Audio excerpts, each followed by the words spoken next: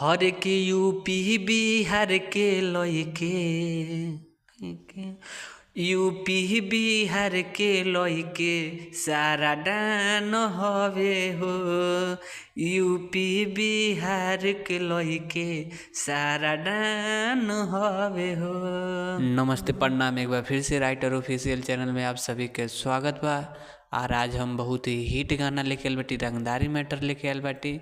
हमके आशा ना पूरा विश्वास बा आप लोगन की गाना बहुत ज़्यादा पसंद आई।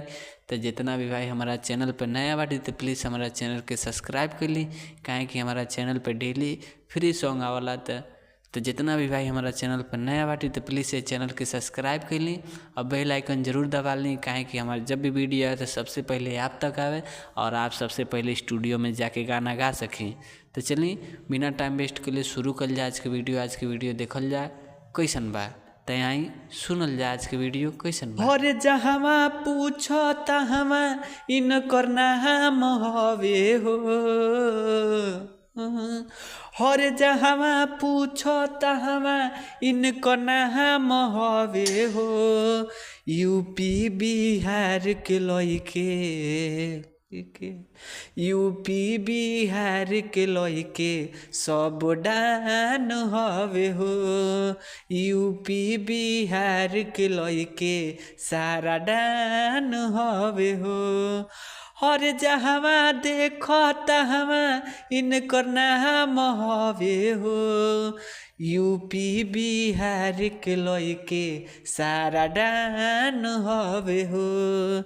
यूपी बिहार के लइके सभे डान हवे हो।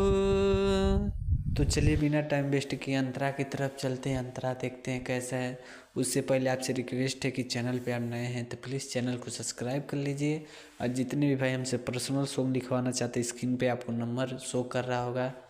नंबर है 8756090687। ये मेरा पर्सनल नंबर है भाई। जे भी भाई को गाना लिखवाना, जिस भाई को गाना लिखवाना हो अपना मन पसंद का, बहुत ही कम चार्ज में भाई 200 रुपये में अपना मन पसंद गाना लिखवा लीजिए। तो चलिए बिना टाइम वेस्ट किए शुरू करते हैं। अंतरा देखते कैसे हैं और कमेंट करके ज़रूर बताइएगा भाई हम गाना कैसे लिखते हैं कैसा नहीं। तो प्लीज़ कमेंट करके ज़रूर बताइए। आपका भाई आपके लिए इतना मेहनत करता है तो आपका फ़र्ज़ बनता है कि अपने भाई को थोड़ा सपोर्ट करिए। भाई अभी नया नया चैनल है तो प्लीज़ बड़े भाई लोग आप लोग हमको सपोर्ट करिए। और चलिए बिना टाइम वेस्ट किए शुरू करते हैं। अंतरा देखते हैं कैसे हैं। तो चलिए आज सुना जाए आज का अंतरा, देखा जाए फर्स्ट अंतरा कैसा है। हर की गोली बंदूक से ही रोजे रोजे खेले ले, जे टकरा लाओ के बहुते हीरे ले ले, बहुते हीरे ले ले। हाँ गोली बंदूक से रोजे रोजे खेले ले, जे टकरा लाओ के बहुते हीरे ले ले, बहुते हीरे ले ले। हर की लइकी नाही माई बाप परा न हवे हो। हर लइकी नाही माई बाप परा न हवे हो। हई यूपी बिहार के लइके यूपी बिहार के लइके सारा डान हवे हो। यूपी बिहार के लइके सगरो डान हवे हो।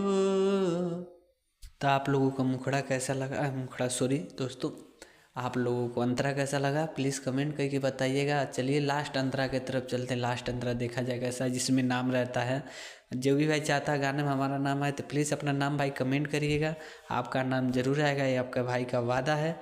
तो चलिए बिना टाइम वेस्ट किए लास्ट अंतरा देखते हैं। और बहुत सारे भाई हमारे पास कमेंट करते हैं कि भैया मुखड़ा कैसे लिखे। मुखड़ा भाई देखिए गाना लिखने का सबसे, आप समझिए गाने का कोई भी गाना आप उठा के देख लीजिएगा, कोई भी जितना भी XYZ हिंदी भोजपुरी कोई भी गाना उठवा के देखिएगा आप, जो उसका लाइन होगा गाने का ना, उसका जो लास्ट वाला शब्द रहेगा, नीचे का जो शब्द रहेगा, दोनों सेम मैच करते रहेंगे। ऐसा कुछ शब्द रहेगा, राजा, माजा, साजा, गाजा, चाहे सैया, मैया, गैया, ऐसा ऐसा शब्द होता है। ये तुकबंदी होता है दोस्त, बस और कुछ नहीं, इसमें कोई जादू मंत्र नहीं। आप तुकबंदी मिलाना जान जाएंगे, बस आप गाना बहुत ही हिट लिखेंगे। आपका भाई 100% कहता है, जब आपको 100% जवाब देता है कि आप 100% एकदम हिट मैटर लिखेंगे, तो आप ज़्यादा करके उस पर ध्यान दीजिएगा, तो आपका हिट गाना होगा। तो चलिए बिना टाइम वेस्ट के शुरू करते हैं लास्ट अंतरा देखते कैसा है। और जितने भी भाई चैनल पर नए हैं प्लीज़ चैनल को सब्सक्राइब करें। और पर्सनल सॉन्ग के लिए आप हमारे स्क्रीन पर नंबर शो कर आप लिखवा सकते हैं। चलिए बिना टाइम वेस्ट के लास्ट अंतरा आपको सुनाया जाए, तो आइए सुनाया जाए कैसा लास्ट अंतरा है। और जय की राज के नाम से ढेर लोग मुतेले हो जाला जेल त काले ऊ छूटेले छूटे। जय की राज के नाम से ढेर लोग मुतेले हो जाला जेल त काले सब छूटेले। हर की रंगदारी में सब करे ई बाप हवे हो।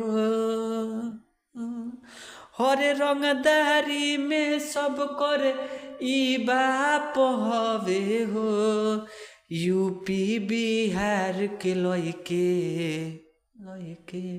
यूपी बिहार के लइके सारा डान हवे हो। यूपी बिहार के लइके सारा डान हवे हो।